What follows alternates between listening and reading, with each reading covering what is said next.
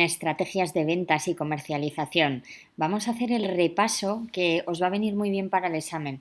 Recordar que al final es qué necesita saber un experto estratega, sobre todo un comercial, alguien que verdaderamente está trabajando en la negociación y en esa captación y lanzamiento de productos, investigación de mercados, rentabilidad por inversión, marketing y ventas. Recordar siempre que de cada euro que yo pongo tendría que por lo menos tener un margen de 30% de ganancias y sobre todo es qué os va a servir ese buyer persona, cómo es ese diseño, cómo voy a tener en cuenta esos estilos de vida, esas necesidades, ese estatus económico y sobre todo qué es una estrategia, que lo vamos a ver a continuación, porque al final para llevar a cabo una comercialización es necesario tener en cuenta cuáles son esos objetivos, cuál es la misión, cuál es la visión para llevar a cabo, por ejemplo, una franquicia o para llevar a cabo el proceso de exportación y entrar en una multiplataforma. ¿Qué es una franquicia? ¿Qué ventajas tiene? Vamos a ver que vamos a podernos desarrollar muchísimo más rápido, que ya nos dan un modelo, que generalmente nos dan una formación, pero en muchas ocasiones tiene muchos más riesgos de lo que realmente pensamos. Tiene pocos márgenes de rentabilidad, aunque seamos una franquicia muy grande, también podemos errar porque ya de repente el mercado está maduro o de repente la localización es inadecuada. Diferencias entre remarketing y retargeting, ¿vale? Que lo sabéis, remarketing puede ser a un público generalista y retargeting pues lo van a adecuar un poco a nuestras necesidades. ¿Qué más vamos a tener en cuenta?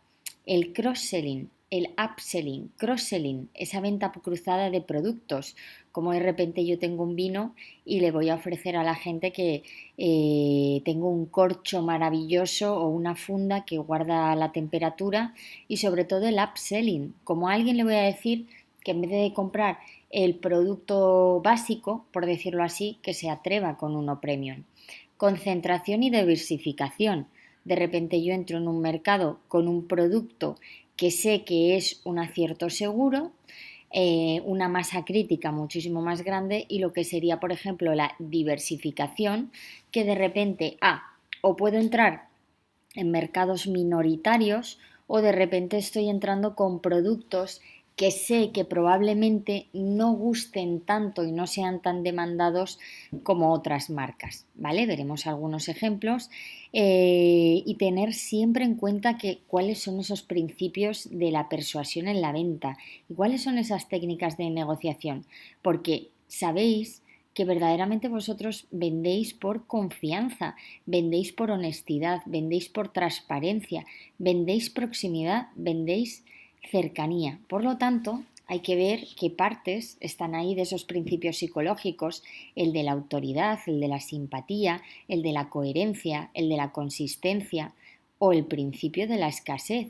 Lo sabemos incluso en técnicas de cierre, como de repente eso de, es que solo me quedan 2 unidades, pues ya directamente te influye mucho más. O esta casa, hazme la oferta rápido porque estoy viendo que tengo 10 ofertas ya que me han hecho, ¿vale? Entonces, vamos a ver un poco en esos objetivos de investigación de mercados que necesitamos. Conocer al consumidor. Yo necesito saber quién es mi cliente. Disminuir esos riesgos y limitaciones. Es decir, que esté ahí. Están ahí los miedos, están ahí la desconfianza, el desconocimiento hacia una marca o hacia mí, por ejemplo, como delegado comercial. Y sobre todo siempre tengo que estudiar esos insights y esos drivers que al final son la clave de la comunicación, porque en esos insights voy a basar mi mensaje. Puede ser ese insight pues que tenga miedo a, imaginaros personas que compran productos lights, pues el miedo está a engordar. Por lo tanto, yo puedo dar y trabajar ese tipo de comunicación. En los drivers me doy cuenta de que también me va a influir mucho cuál van a ser, por ejemplo, mis CTA, mis call to action, es decir, mis impulsadores de esa compra, que de repente yo estoy poniendo un producto con un 2 por 1, ¿vale? Y me doy cuenta que funciona muchísimo más que si de repente lo pongo sin una oferta. Y sobre todo ese posicionamiento de producto. ¿Por qué es interesante? Porque al final Nosotros no compramos por las argumentaciones de la marca, compramos por nuestras propias expectativas como clientes, como consumidores. Odiamos que nos vendan, pero nos encanta comprar, ¿vale? Entonces, ese posicionamiento de producto hace que si yo de repente soy una marca de muchísimo prestigio, puede ser curioso el encontrar, pues, de repente elementos visuales de a 1 euro, 2 euros, porque no tienen credibilidad. Pongo un ejemplo. Imaginaos que queréis comprar una cartera de Loewe, una cartera de Chanel, y de repente lo veis en una estantería y que de repente ponen una oferta a 2 euros y encima lo ponen en un cartelito verde. ¿Qué va a ocurrir? Que lo primero que vas a pensar es que es falso, ¿vale? Por eso es muy importante el adecuar esas estrategias de posicionamiento para activar esos deseos, esos drivers, esos impulsos, ¿vale? Con verdaderamente la calidad que el producto aparentemente quiere percibir, ¿vale? Entonces, ¿qué va a ocurrir? Que es cierto que esa investigación de mercados hoy en día se trabaja mucho en marketing, en ventas, en neurociencia aplicada al consumidor, neuromarketing, para llevar a cabo esas estrategias. ¿Qué yo podría hacer que me va a venir bien? Podría hacer una encuesta previa, podría hacer un focus group donde uno a mucha gente para saber de un producto, pero ahí tengo que tener cuidado porque siempre puede haber una actitud dominante que impere por otras personas que a lo mejor les esté dando miedo contestar o sobre todo que contesten cosas que piensen que se debería de contestar de una marca. Eso se llama la inmensa mayoría. Entonces, ¿qué más va a ocurrir? Que podemos estudiar hoy en día cómo es ese punto de venta, podemos ver cuáles son esos resultados de contraste y entonces, ¿qué más podríamos ver? Lo sabemos, cómo es ese comportamiento del cliente, informado, do it yourself, directamente si lo podemos reparar o aprender nosotros lo hacemos y nos cargamos al intermediario. Tenemos que también saber cómo toma esas decisiones, cuál es verdaderamente su nivel de satisfacción y sobre todo cómo me busca. Me busca a través de prescriptores, por ejemplo, una reforma de una casa, ese miedo a que se escapen con tu dinero o no terminen en tiempo, etcétera, etcétera. ¿Vale? Pues a lo mejor voy a preguntar a alguien de la zona que tenga buenas referencias. Lo sabemos, un poco estas tendencias. Ya estamos en la era de la personalización.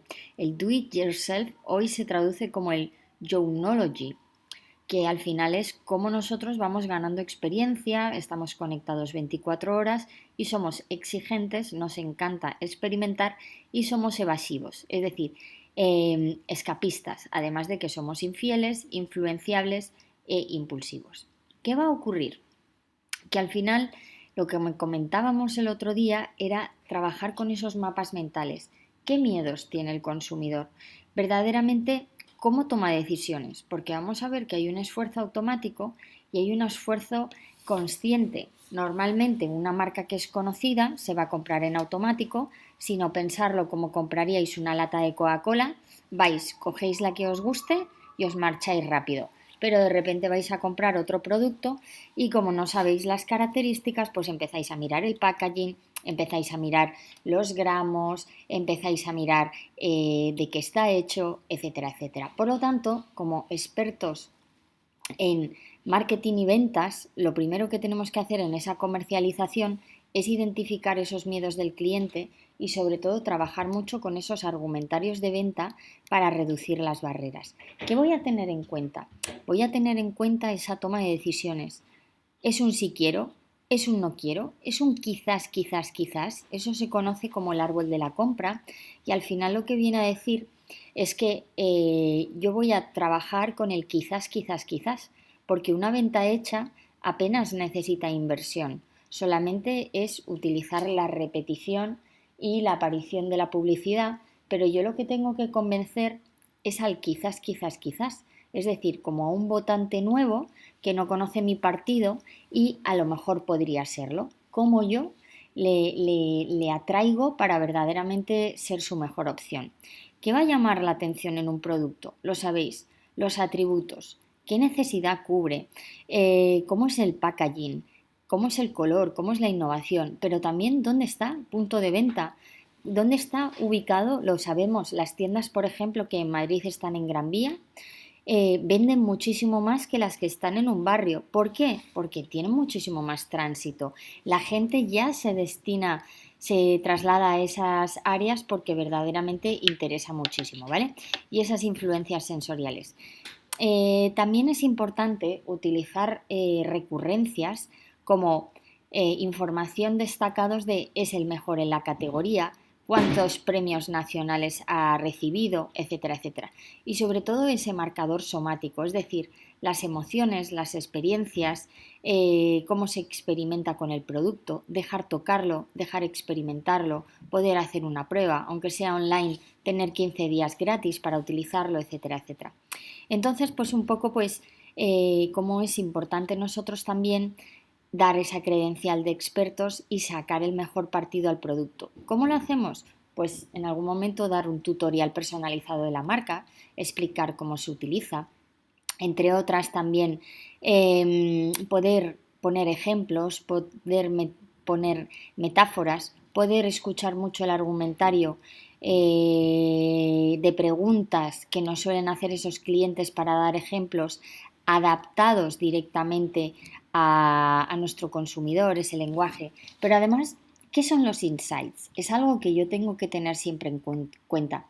Son las necesidades, son los deseos, son los detalles ocultos que nosotros podemos también trasladar y traducir por el reason why, es decir, por qué me compra ese producto y sobre todo también qué le hago sentir, porque me voy a dar cuenta que cada uno de esos productos puede hacer sentir mejor o peor a un cliente.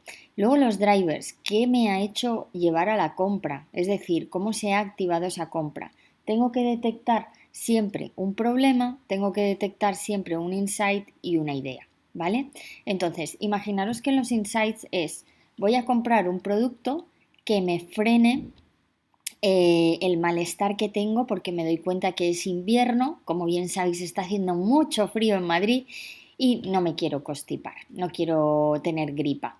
Entonces, con ese gripe, ¿vale? Lo que hacemos es ese insight. ¿Por qué me compra? Porque tengo una necesidad de no constiparme, de estar fuerte para poder hacer los mejores exámenes y sobre todo el poder participar mucho en las clases.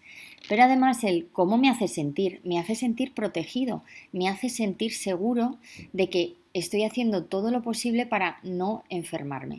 Esos drivers de compra, pues además de que nos va a ayudar el tener bueno o mal tiempo, a lo mejor yo estoy pasando por una farmacia y de repente estoy viendo un 2x1 o de repente me están diciendo acércate que te vamos a explicar las propiedades del producto, ten una muestra gratis, etcétera, etcétera. Siempre hay un porqué. Además, tenemos que trabajar con una cosa, o al menos siempre tenerlo en cuenta, que es el pain, el claim y el gain. El pain es el coste. Es el coste de yo hacer esa inversión para tener el beneficio de ese producto. Si me estoy comprando a lo mejor una pasta dentífrica para dejarme los dientes blancos, el beneficio es tener una sonrisa Profident preciosa y tener, por ejemplo, unos dientes efectivamente muy, muy blancos, más blancos que hasta los artistas y las celebrities, ¿vale? ¿Cuál es el coste? Pues que a lo mejor no puedo comprar una marca blanca, una marca que esté en el supermercado y a lo mejor tengo que gastar más dinero en comprarme a lo mejor una pasta dentífrica que ya he leído según lo que cuentan prescriptores online y que cuesta 3 veces más. Pues ese sería el coste. ¿Cómo lo voy a vender? Pues la mejor del mercado, la que mejor te deja los dientes, ¿vale? Recordar que nuestro cerebro es simbólico, siempre va a elaborar respuestas, va a tomar decisiones según experiencias previas. Si las experiencias previas son positivas, nos vamos a dar cuenta que la respuesta siempre va a ser favorable generalmente y siempre va a ser mucho más rápida porque hay menos miedos. Si hemos tenido una mala experiencia, va a ser muchísimo más lenta. Y esto, por ejemplo, nos ocurre cuando vamos a comprar una red de Wi-Fi, una telefonía, pues a lo mejor hemos tenido experiencias malas y vamos con mucho más cuidado. Recordemos que un consumidor entiende el producto con metáforas, símbolos, iconos, eso nos llama desde el otro lado del lineal y sobre todo agrupaciones mentales. No le demos más de 3 ideas para que él pueda asociar un producto. En esas metáforas, ¿vale? Pues a lo mejor estamos hablando de un producto que limpia más que ninguno y directamente me están poniendo al lado como una imagen de Superman. Yo rápidamente voy a extrapolar esos valores o esas fortalezas que podría tener Superman, ¿vale? A ese producto porque trabajo con metáforas. Entonces es una forma pues que de repente estás utilizando mejor que Coca-Cola, mejor que tal, y sin querer, aunque no conozcamos el producto, sabemos que el líder de la categoría, por lo tanto, tiene que parecerse y tiene que ser bueno, cuando a veces no lo es. Importante, porque depende de que con qué cerebro hable, yo voy a trabajar realmente mi argumentario. ¿Por qué? Porque hay marcas que sobre todo trabajan en ese cerebro primitivo, ese cerebro reptiliano del instinto, de la supervivencia, que directamente me están hablando a lo mejor de todo lo que tiene que ver con primeras necesidades básicas, comer, sexo, etcétera, etcétera, ¿vale? Entonces, efectivamente supervivencia, aunque hay que tener cuidado porque en el cerebro mamífero, en el cerebro límbico, en el cerebro de las emociones, es muy sencillo ver comunicaciones, mensajes, publicidad que se dirigen a las mujeres, por ejemplo, a las madres, pero también a las familias. También, por ejemplo, estaríamos hablando de empresas de seguridad y protección, empresas, compañías de aseguradoras, también estaríamos hablando con empresas de alarmas, etcétera, etcétera, que aunque también están comunicando en el primitivo, sobre todo el mensaje de protege a tu familia y cosas así, va en el mamífero.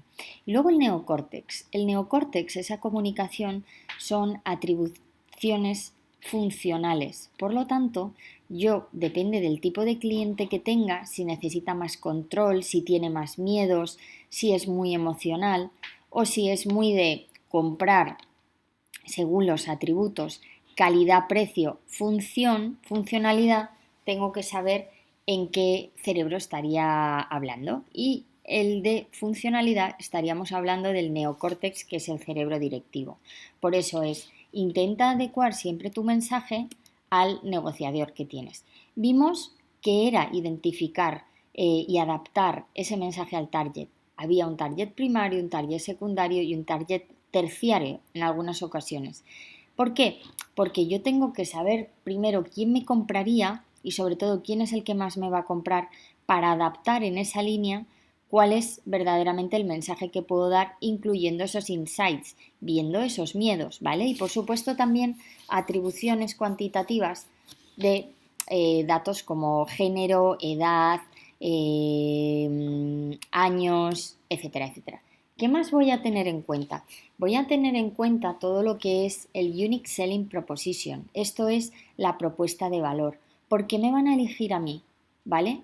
Porque eso hay que tenerlo claro. Cuando nosotros no tenemos una buena propuesta de valor, al final estamos normalmente en un mercado de saturación y pueden elegir a cualquier competidor.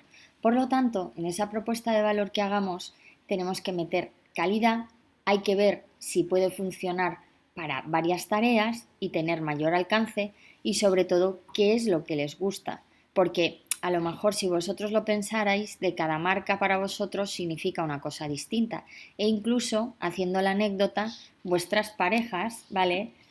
En el pasado, presente, futuro, normalmente aunque todas a lo mejor han podido tener el mismo tipo de prestaciones, ha habido algunas personas que os han encajado más con vuestro estilo de vida y sobre todo os han dado una mejor propuesta de valor, ¿vale? ¿Qué tengo que ver? ¿Cómo es esa propuesta de valor? ¿Cuánto tiempo me va a durar? The Customer Lifetime Value. Es decir, a lo mejor yo estoy haciendo un producto que les va a durar toda la vida y por lo tanto yo tengo que estar todo el rato buscando nuevos clientes cuando lo que hacen muchas empresas es trabajar con la obsolescencia tecnológica y de repente esos mismos productos llega, por ejemplo, una lavadora a las 21.000 lavadas, de repente se rompe, ¿vale? Entonces siempre lo vamos a intentar adecuar y ver verdaderamente pues cuál podría ser la funcionalidad, el valor que se aporta al cliente y el valor a mi compañía. Llegamos al eterno amante, ¿vale? Modelo de recurrencia. Sabemos que ese cliente es extremadamente infiel, entonces vamos a hacer todo lo posible para siempre que se pueda que vuelva a mí, ¿vale? ¿Cómo lo voy a hacer? Lo voy a hacer muy bien a través de nuevos drivers, nuevos CTA, call to action y sobre todo conociendo bien esos insights para ver cómo verdaderamente yo le puedo engatusar. La innovación ayuda mucho. Cambio de novedades, sección, hablar de innovación, hablar de cosas que se han mejorado, funciona. Dar un servicio de excelencia funciona. Y sobre todo dar muchos consejos para que vean que sois unos magníficos asesores. Una estrategia, pues viene de la palabra griega estrategos y al final de lo que se trata es el arte y la ciencia para saber conducir, para saber negociar prácticamente. Entonces, hoy día esa estrategia no puede ser fija, lo sabemos, es una gran evolución y sobre todo hay que adaptarse a ese entorno cambiante con esas oportunidades y evaluar esos riesgos, esos objetivos, esas metas, ¿vale? Plan de acción que se realiza a través de una serie de maniobras y acciones relacionadas entre sí.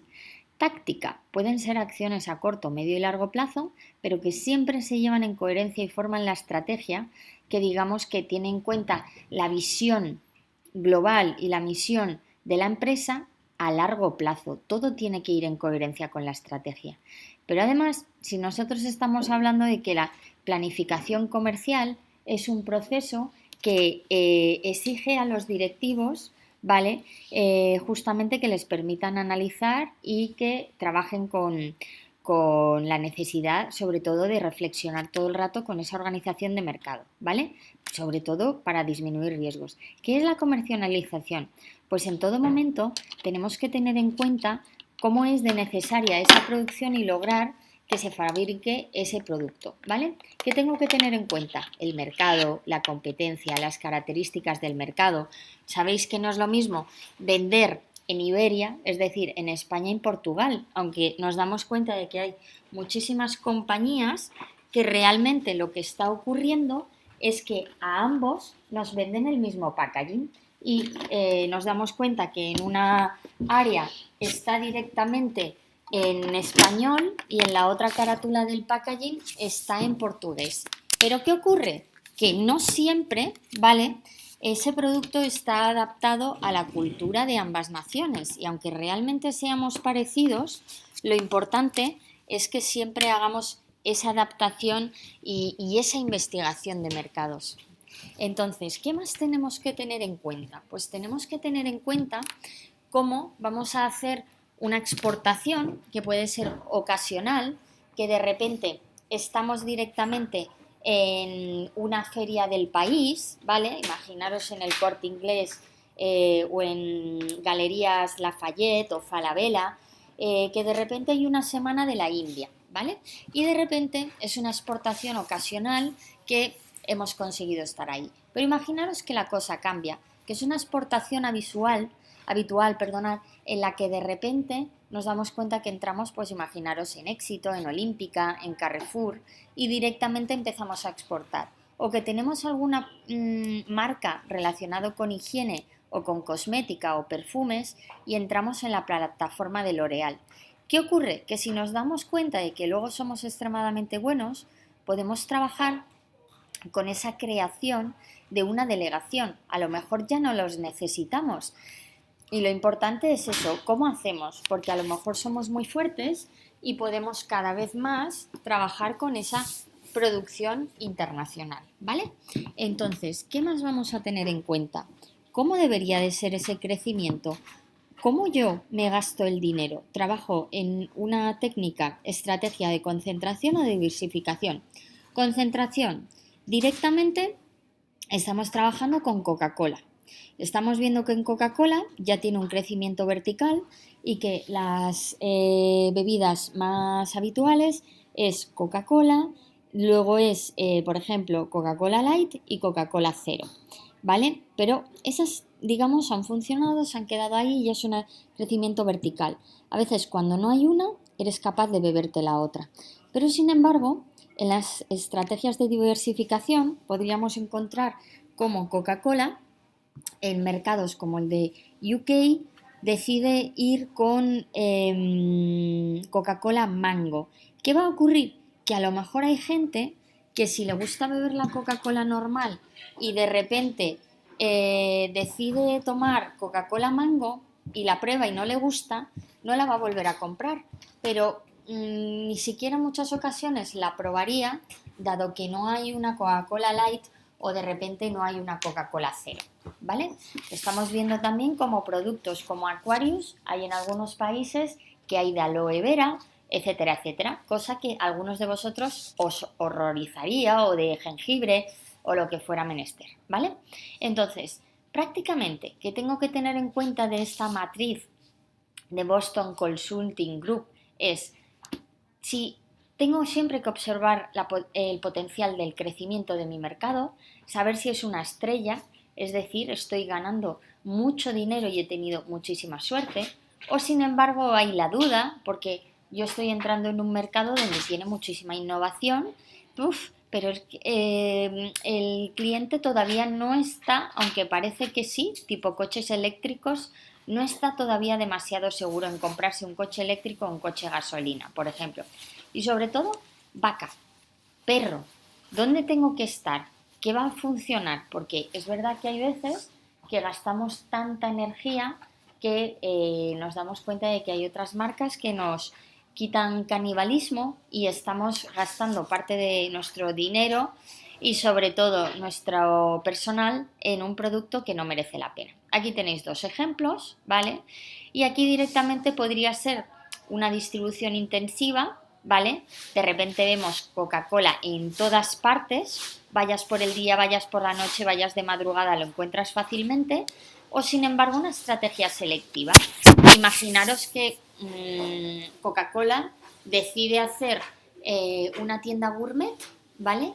Que la mete en el Corte Inglés y ahí decide hacer Coca-Cola con esencia de lo que sea y luego un producto que le metan cualquier otra cosa, ¿vale?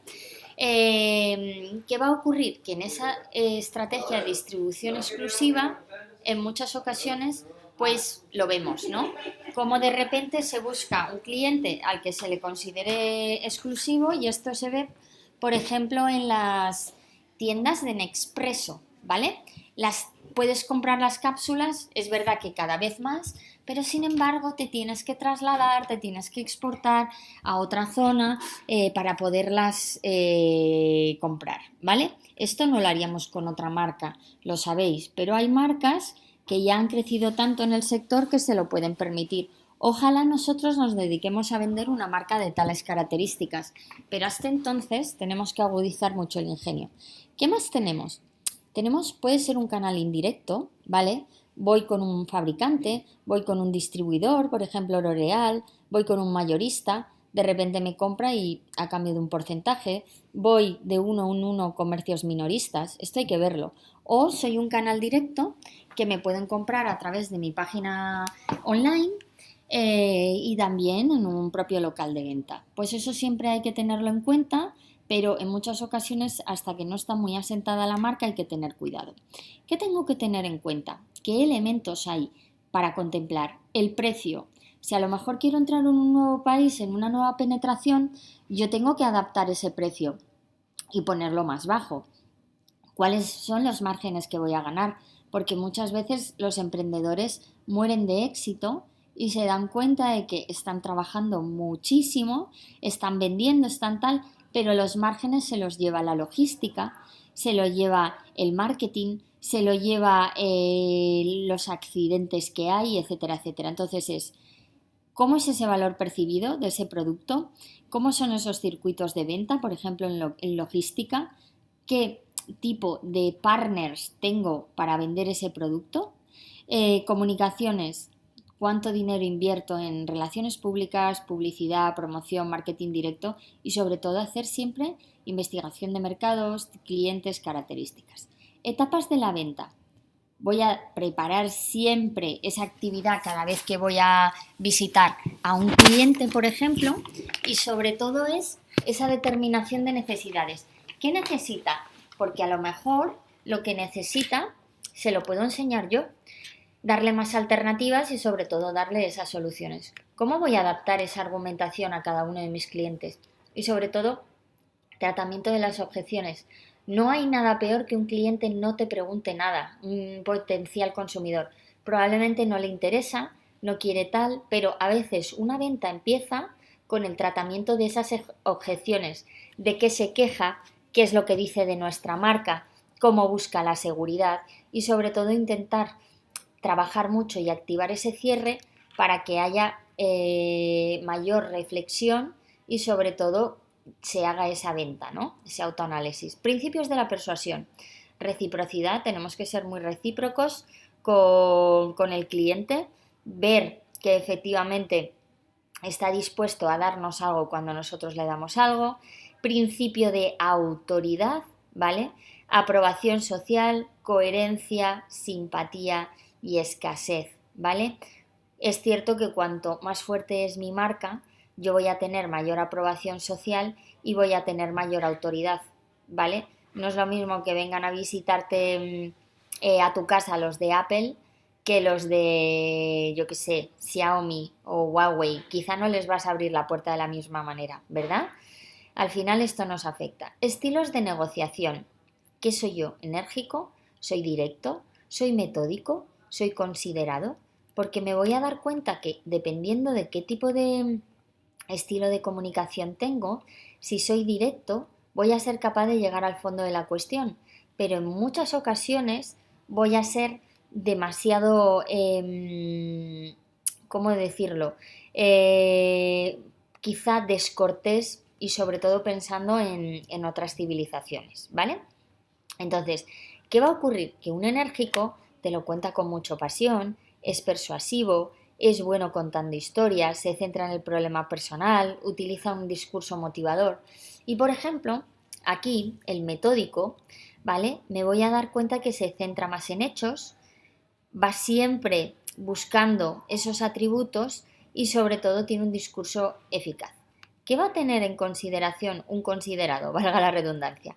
Sabe escuchar muy bien, es muy consejero y sobre todo construye mucho la confianza. Entonces, aunque nosotros deberíamos tener de todo en este cuadro, en estos estilos de negociación, es decir, deberíamos tener parte del directo, parte del enérgico, del metódico y el considerado, cada uno de nosotros tendemos a estar más y tener más dominancia o en uno o en otro, ¿vale?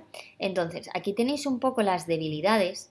Un directo no sabe escuchar, es demasiado impaciente, normalmente no tiene en cuenta los consejos.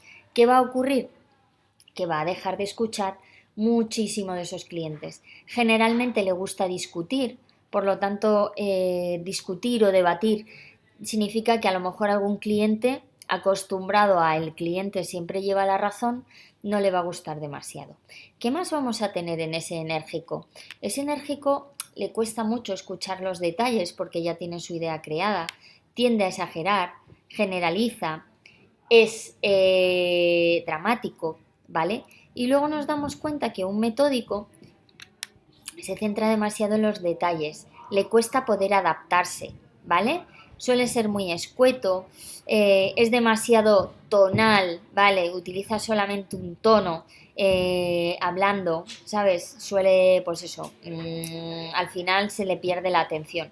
Y por ejemplo, un considerado hay que tener cuidado porque evita muchos los conflictos, cede fácilmente, se queda las opiniones para sí, enfatiza los sentimientos. Entonces tenéis que ver cuáles son esas fases de la negociación. Como yo siempre, tengo que tener en cuenta la preparación, el desarrollo y el acuerdo, es decir, el desenlace, el cierre que yo voy a tener en la preparación. Objetivos, información, límites, opciones y el lugar. Eso está chupado, eso lo tenemos, eso de verdad. un buen profesional, un buen experto lo tienes siempre en cuenta en negociación. El desarrollo, inicio, yo ahí sé cómo voy a atacar, ¿vale? Argumentación, me voy a poder manejar con algunas que tengo, por eso lo tengo que ver y estudiar e investigar mucho el producto. Objeciones, cómo yo puedo dar mayor información a esas objeciones y concesiones. Es decir, ¿me vas a comprar algo? Bueno, pues venga, pues yo te hago un 20% de descuento. O mira, te voy a cobrar estos dos productos, pero este te lo voy a regalar. Importante en esos cierres, ser resolutivo, ser concreto, utilizar las técnicas apropiadas y sobre todo esa venta cruzada, ¿vale? Aquí tenéis un poco que al final la venta del producto es hablar de esas características, esos beneficios y esas ventajas, ¿vale? Y un poco en esa preparación tenemos que tener en cuenta es lo que nos gustaría conseguir, porque muchas veces nuestras expectativas no van de acorde a la realidad y luego nos cuesta más. Punto real, lo que esperamos conseguir, punto de abandono, mínimo a conseguir, ¿vale? Entonces, bueno, esto es simplemente, lógicamente, lo sabéis, saludo y presentaciones, crear, romper el hielo, tener un buen clima de comunicación, ser muy respetuoso, ser constructivo, hacer cosas y decir cosas bonitas con naturalidad, analizar un poco e identificar rápido cuál es el interés común, ver sondeos, que nos señala la otra persona, cómo le cambia la cara, etcétera, etcétera. Y puedo trabajar con preguntas abiertas y preguntas cerradas, ¿vale? Aquellas que permiten expresarse libremente, nos puede dar más información, primeras que debes utilizar siempre al inicio de la entrevista y, por ejemplo, en las cerradas, un sí, un no, quieres este producto, entonces te encargo este, para poder facilitar ese cierre, ¿vale?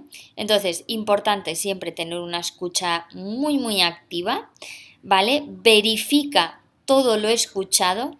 Ah, y entonces lo que usted me ha querido decir es que quiere este producto. Ah, que le gustaría que se lo personalicemos, ¿verdad? ¿Es así? Porque es muy importante, hay veces que no escuchamos lo suficiente y luego damos por hecho cosas que realmente no es, ¿vale? Importante, ser claro, ser concreto, utiliza las pausas, utiliza los silencios, ¿vale? Profundiza en esas respuestas. ¿Qué más? Al final es interésate, es decir, céntrate en lo que le interesa a la otra parte, porque muchas veces no lo quiere todo, solo te está preguntando por la característica técnica para poder compararla con otro producto. Personaliza siempre. Queda muy mal cuando de repente vamos a un cliente y no personalizamos una presentación. Queda fatal, ¿vale? Entonces, bueno, simplemente es dale prioridad, venda esos beneficios y sobre todo utiliza material de apoyo que esté actualizado, que tenga muy buena presencia, porque eso siempre va a ser un reforzador y nos va a dar mucha más reputación, ¿vale? Entonces, ¿qué podemos hacer con esas objeciones? Tenemos una tentativa de acuerdo. No me interesa, lo voy a rechazar, tal vez más adelante. Eso siempre es bueno porque podemos ir dándole poco a poco, pero cuando hay una venta desde una objeción es increíble, es interesantísimo. Sí, pero o aceptación. Una objeción, como bien sabéis, es una oportunidad de venta, ¿vale? Entonces, normalmente una objeción es un miedo que tiene el cliente. ¿Cómo le vamos a ayudar a vencer esa resistencia? ¿Vale? Muy, muy importante. Ampliar o aclarar algún punto de la información. Y sobre todo, cuando haya una desventaja, poderla reconocer, no hay ningún problema. Pero sobre todo es, preséntale más ventajas o proponle alguna alternativa en su caso, cómo otras empresas han solucionado eso, ¿vale? ¿Cómo vamos a amortiguar esas objeciones? Es lógico que le preocupe eso. Aparte de esto, usted, ¿qué opinaría si de repente, etcétera, etcétera? Porque me lo dice, entiendo que le preocupa, etcétera, etcétera. Al final es saber siempre qué concesiones estamos dispuestos a hacer, porque queda muy mal generalmente cuando alguien no sabe qué concesión tiene que hacer y de repente le pregunta y dice, ah, no se preocupe, mire, no lo sé, pero permítame que lo voy a hablar con mi equipo y yo le vuelvo a llamar. ¿Qué va a ocurrir? Que a veces que Cuando ocurre eso, dice, uff, esta persona no sabe mucho del producto. Pero en esas veces, nosotros a veces perdemos la venta. Por lo tanto, es mejor saberlo todo porque en el momento siempre es mucho más fácil hacer la venta, ¿vale? Entonces, podemos utilizar en el acuerdo frases como, esto entonces encaja en lo que busca, ¿verdad? Para saber si funciona o no, cuál es la respuesta del cliente, etcétera, etcétera. Tenemos varias técnicas de cierre, muy importante saberlo. Técnicas del resumen, exposición por los beneficios que él ha destacado y se los volvemos a reincidir, la técnica del balance, presentar ventajas y desventajas de su decisión para que él elija, técnica de la presunción, asumimos que la otra parte está interesada en comprarlo y ya directamente, bueno, como entonces usted va a comprar justamente esta máquina, le va a venir bien y además le va a quedar muy bien aquí, no le ocupa espacio, etcétera, etcétera. Técnica del incentivo, le voy a regalar algo, ¿vale? Algo extra. Y sobre todo técnica de la alternativa. Presentamos a la otra parte dos posibilidades distintas, ¿vale? Para que sea él cuál decide, que eso es importante. ¿Qué tenemos que tener en cuenta?